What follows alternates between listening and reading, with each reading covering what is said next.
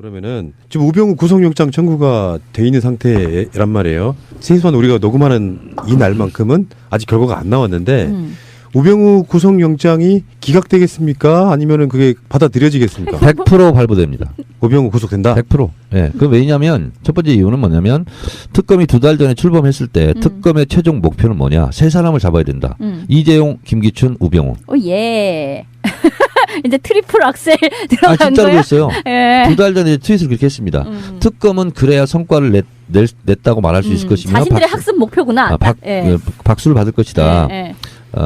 그래서 제가 그 구속되는 순서까지 그때 순서대로 썼습니다. 아하. 김기춘, 이재용, 우병우. 우병우는 맨 마지막에 할 것이다. 야, 이렇게 영험하신.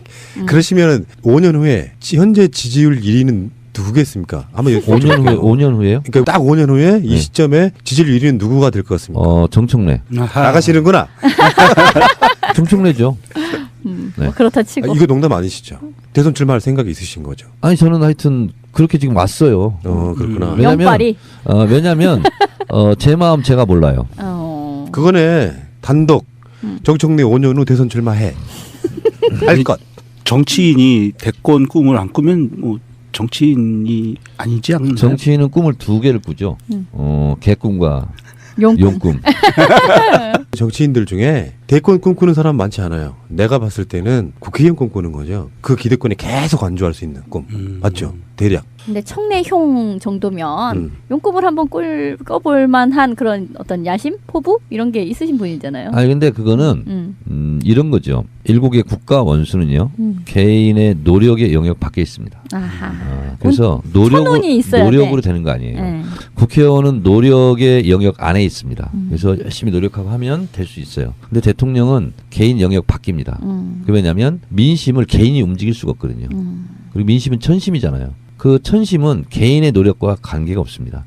시대 정신과 시대 흐름과 시대 운, 이 세 개가 맞아야 돼요. 이재용이 태어나서 지금까지 삼성의 후계자로 길러진 것처럼 대권에 수업을 하잖아요. 근데 문제는 대중적인 인기는 있으나 대선 후보로 정청래가 가능한가 하는 그 이미지 메이킹을 내가 보기엔 잘못하는 것도 있단 말이야. 그럴 때는 이제부터는 좀 진중 모드로 간다거나 뭔가 투사적 이미지를 갖는다거나. 저는 원래 태생적으로 진중 모드예요.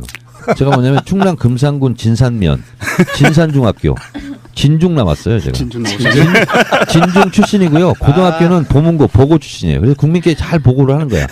그래서 내가 트위터를 열심히 해서 국민께 보고하는 게 뭐냐면 보고 전문가야. 보고 출신이야. 그러니까 이런 지점이 대선을 방해하고 있다니까. 진중과 보고. 이 말장난이 대선을 방해하고 있어 지금. 아재 개그에 스스로 도취돼요. 아니 그러니까 지금까지 살아온 역정으로나 이렇게 보면 우리도 그랬었잖아요. 컷오프 될 때 차라리 그럼 정청래 대선 후보로 가라 막 이렇게 막 분개했었잖아. 근데 본인이 본인을 희화화시키면서 계속 낮춰버리잖아요. 그러니까 아 저 사람은 대권 꿈이 없나 보다라고 그냥 제껴놓는 거예요. 대원군 지금 코스프레 하는 거 아니에요? 그 사람은요 네. 지위와 직위와 직책과 권한은 다 다른 거거든요. 개념이. 그렇죠. 네. 지위는요 자기가 높아진다고 해서 높아지는 게 아닙니다. 끊임없이 낮은 데로 임했을 때 아 당신은 여기 있을 게 아니야. 좀 더 높은 데 올라가서 좀 더 큰 역할을 해. 이랬을 때 지위가 올라가는 거예요. 지위는 절대로 욕심을 내면 안 되는 거고요. 직책은요 어떠한 자기가 업무를 맡았을 때 자기가 감당할 영역 무게만큼 맡아야 돼요. 욕심 부리면 오히려 마이너스예요. 그래서 그것도 진짜 자기 자신을 객관화해야 되거든요. 그래서 많은 정치인들이 실패하는 가장 큰 본질적인 이유가 자기 자신의 객관화에 실패하는 겁니다. 그러니까 한마디로 얘기한다면 주제 파악 못하는 거예요. 근데 뭐 그건 뭐 5년 후의 일이고 사실 지금 돌아가는 상황 계속 지금 뭐 정치의 계절이 왔고 해서 TV만 틀면 또 막 나오잖아요. 그런 걸 보면 움찔움찔 하실 거 아니에요. 아이씨 저기서 저 사람은 저런 얘기를 하는데 나 같으면 어떤 얘기를 할 텐데 막 이런 거에 하루 종일 그 생각에 휩싸여 계실 것 같은데 그렇지 않습니다. 아니에요? 네, 그렇지 않고 이슈를 따라다니는 사람이 있고요. 이슈를 만드는 사람이 있거든요. 저는 이슈를 만드는 사람이고 싶어요. 그래서 누가 얘기를 하는 것이 중요한 것이 아니고 언론에 나와서 종편에 나와서 떠드는 사람들 있잖아요. 저는 그건 별로 신경 안 쓰고 제가 오로지 신경 쓰는 것은 미리 말씀드리지만 제가 이런 예언도 하고 예측도 하고 저도 신기할 정도로 다 맞아가고 있어요. 제가 저를 보면서 놀라요. 근데 그것은 저의 제가 무슨 신통방통한 무슨 뭐 염력이 있겠어요. 그게 아니고 이 민심의 흐름을 다른 정치인보다는 깊게 넓게 내가 지금 보고 있다. 그리고 이 민심에 따라서 이게 이제 시대 흐름이잖아요. 이거에 따라서 특검도 움직이는 거고요. 헌재도 움직이는 겁니다. 그리고 국회에서 탄핵도 한 거고요. 언제 국회의원들이 김무성 이런 사람들이 박근혜 탄핵한다고 국민들 꺾겠습니까? 그렇죠. 촛불 민심이 이걸 개척해 나가는 거고 물길을 터나가고 있는 거거든요. 근데 그 흐름을 저는 같이 있기 때문에 보는 거예요. 아, 국회에서 탄핵 안 하고 못 빼길 거다. 계속 버티면 촛불에 타 죽을 것이다. 근데 나는 지금 느끼고 있는데 당신들은 한 달 후에 느낄 것이다. 이걸 미리 보기 때문에 제가 미리미리 얘기하는 거예요. 이런 스타일은 대선 주자답잖아요.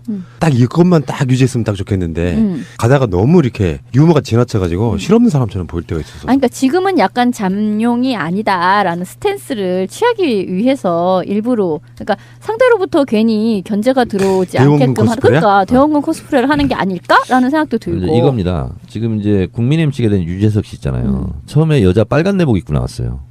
맞아요. 그리고 쫄쫄이 맞췄어요. 뭐 이런 거. 네. 지금 못지않게 뜨고 있는 신동엽 있잖아요. 횡설수설이었어요. 안녕하시렵니까? 뭐 그런 거죠. 그러니까 사람마다요. 정청래는 정청래 다 와야 되고 정청래가 초선이면 초선 다 와야 되고 재선이면 재선 다 와야 되고 그러니까 자기 다 와야 되거든요. 그것은 때와 장소에 따라서 거기에 적합하게 저는 움직여야 된다고 보거든요. 안 그러면 네 가지가 없거나 안 그러면 네 가지. 뭐 주변 머리가 없거나 이렇게 되거든요. 그래서 절대로 어떤 선과 오바를 하면 안 될 것 같아요. 근데 지금 어쨌든 캠프에 들어가신 거예요? 그런 건 아닙니다. 아니에요? 네. 뭐 직책 맞지 않으셨어요?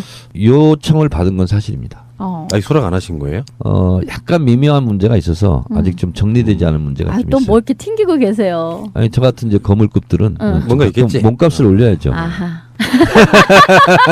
좀 방송에서 말씀드리기 좀 약간 껄쩍지근한 그런 내용이 좀 이게 있어요. 혹시 민주정 편들 보신 적 있어요? 라이브로 나가는데 목요일 날 저녁 9시에 정청래 정치쇼인가요? 네. 그 프로그램을 봤는데요. 나는 그런 프로그램 포맷 되게 좋던데. 방송 중간에 소세지하고 음료수 사오라고 시켜요. 그러니까 아니, 실제로 배가 고파요 그때. 그러니까 우리 같은 사람들은 이제 기본적으로 방송쟁이라서 이렇게 그렇게 흐트러진 모습은 짜투리나 보여주는 게 기본인데 생방송에서 과감 없이 보여주니까 나는 그 자유로움이 너무 좋은 거예요. 근데 또 정치의 엄숙함을 굉장히 중요하게 생각하는 시청자나 이런 분들은 또 왜 방송을 그렇게 해냐고 또 댓글을 달고 어떻게 생각하세요? 일부러 그런 컨셉 잡으신 거죠? 컨셉 자체가 무대본, 대본이 없어요. 무준비. 그리고 언제 끝날지 시간을 정해놓지 않았어요. 무종점.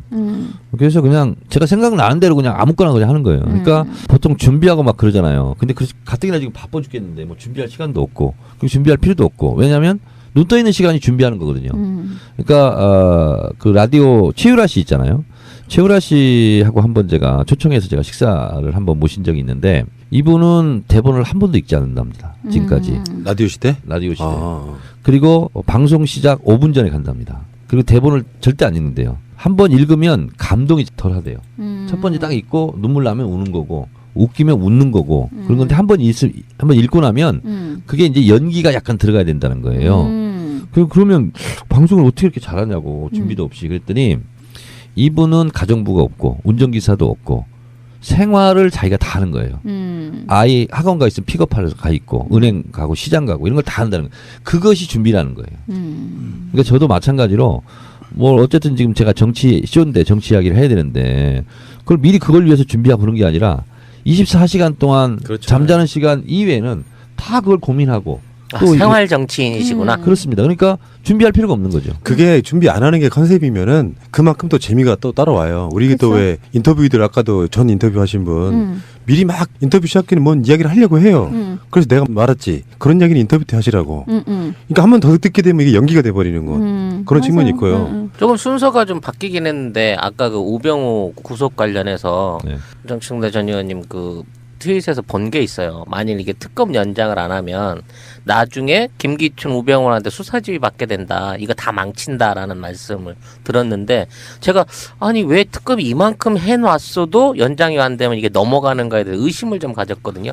그거 전문적으로 한번 네. 샤프하게 한번 그건 분석해 이제 주시죠. 두 가지 측면을 가지고 얘기한 건데요. 하나는 예상에서 미리 블로킹하는 의미가 있고요. 그건 이제 그 트윗은 블로킹하는 의미가 있었고 특검 연장을 위한 하나의 논리였고요. 근데 또 하나는 뭐냐면 우병우 같은 경우는 이제 제가 법원의 영장이 즉시 발부될 것이다 한 이유는 뭐냐면 법원에서도 미운털이 많이 박혔어요. 아 이미? 네, 그렇습니다. 그래서 걸리기만 걸려라. 이게 이제 법원의 분위기거든요. 그래서 바로 그건 뭐 영장이 발부가 될 것이고, 그리고 우병우는 특검에서도 건들지 못할 거다. 이렇게 예상을 했었고, 그 다음에 이재용이나 김기춘이나 다 마찬가지였어요. 근데 그건 특검의 구성 인자들을, 검사들을 잘 몰라서 한 얘기예요. 당장 박영수 특검이나 윤석열 그 팀장이나 성격을 보세요. 지금까지 그걸로 버티고 살아왔던 사람들이에요. 그렇기 때문에 오히려 더 세게 나갈 가능성이 저는 많다 이렇게 본 거예요. 그러니까 이재용 같은 경우는 에라 모르겠다 영장 재청구를 또 해버리잖아요. 그리고 이건 어떤 의미가 있냐면 이재용을 직접 담당 검사가 한동훈이라는 검사래요. 대기업의 저승사자. 그리고 이번에 발부한 한정석 판사. 이 두 사람들은요 인생을 건 판결입니다. 인생을 건 기소고. 왜 그러냐면 정치인은 가장 싸우기 어려운 상대가 조선일보입니다. 가장 두려운 적이 조선일보예요. 검사 판사들은 가장 두려운 적이 삼성입니다. 옷 벗고 나갔을 때 변호사 업무가 안 돼요. 대형 로펌에도 갈 수가 없죠. 그리고 그 사람한테는 대기업들이 안 맡겨요. 그러면 자기 친구들은 1년에 100억을 버는데 나는 5억도 못 벌어요. 예를 들면. 그렇기 때문에 본인들은 많은 번민을 거쳐서 나온 세계적 판단이라고 저는 봐요. 이따가 또 삼성 이재용 구속이 갖는 한국 현대사 100년의 의미를 제가 짚어보겠지만 예. 그런 의미에서 실제로 또 하나는 뭐냐면 이거는 이제 특검을 연장하는 차원에서 다시 또 김기춘 우병우의 수사지를 받는다 이렇게 한 것이고, 또 하나의 측면은 뭐냐면 검찰은 특검이 아니라 일반 검찰도 죽은 권력에 충성하지 않습니다. 이게 이제 죽은 권력이다 생각하면 서로 살점을 뜯어서 성과를 내려고 하는 속성도 또 있거든요. 그래서 특검이 연장 안 되면 또 그것은 지금 제가 말을 하지만 그 당시에 그건 깔 수는 없는 거죠. 왜? 특검을 일단 연장해야 되니까. 그렇게 한 거거든요. 연장은 되는 걸로 지금 어떻게 전망하고 계신 건가요? 연장은 황교안 박근혜 입장에서는 죽어도 하고 싶지 않죠. 근데 국회 차원에서 뭐 할 수가 있는 게 있잖아요. 이제 국회에서는 이제 법. 지금 이제 원래는 70일 하고 30일 더 연장한다. 이걸 합의하고 일단 70일 콜 하고 한 거예요. 정치적 합의는 끝났어요. 그렇죠. 근데 지금 새누리당, 자유당이 지금 번복하고 있는 거고요. 그래서 그거는 국회의 압력과 관계없이 황교안이 도장을 찍어야 되는 문제이기 때문에 그걸 통해서 특검을 연장하기는 쉽지 않을 거고, 그렇다면 아예 법을 바꿔가지고 70일이 아니라 아예 그냥 100일이라거나 200일이라거나 이렇게 지금 개정안이 올라가 있거든요. 근데 이거는 다른 당은 다 찬성인데 지금 새누리당, 자유당만 반대하고 있어요. 그것은 그냥 직권상정으로 처리해버리면 돼요. 그러니까 뭐 황교안이 목리를 부려도 특검 연장을 국민적인 어떤 여론이라든지 그 바람이 있다고 하면 충분히 할 수 있는 여지는 있는 거네요. 그렇습니다. 국회에서 직권상정을 통해서 네. 그 법을 통과시키면 된다. 그러니까 이제 정세균 국회의장이 이제 우리는 솔직히 이제 좀 직권상정을 많이 원하지 않습니까? 네. 근데 국회의 생태계상 사실은 국회의장이 직권상정을 하는 것은 굉장히 어려운 문제입니다. 한 정당하고는 왼수가 되는 문제거든요. 그럼 국회가 원활하게 운영이 안 돼요. 그렇기 때문에 밖에서 분위기를 만들어주는 게 중요합니다. 그래서 2월 22일 날 국회에서 이제 시민들이 모인다. 네. 라는 게 지금 기획이 되어 있는 거잖아요. 네. 그러니까 특검 연장은 박근혜 탄핵 인용 즉시 구속영장 청구하고 서울구치소행으로 보내는 것과 직접 맞닿아 있는 문제거든요. 그렇죠. 특검 연장은 그런 의미를 갖고 있기 때문에 어떻게 보면 우리가 참 너무 이거 막 한 넉 달 동안 막 촛불 들고 하다 보니까 지쳐 있긴 한데, 그래서 저도 좀 말씀드리기가 좀 죄스럽고 그렇긴 한데, 어쨌든 특검이 연장되면 우리가 그토록 촛불 들고 외쳤던 박근혜 구속이 바로 실현될 수 있거든요. 그런 면에서 특검 연장은 박근혜 구속과 같은 의미다. 네.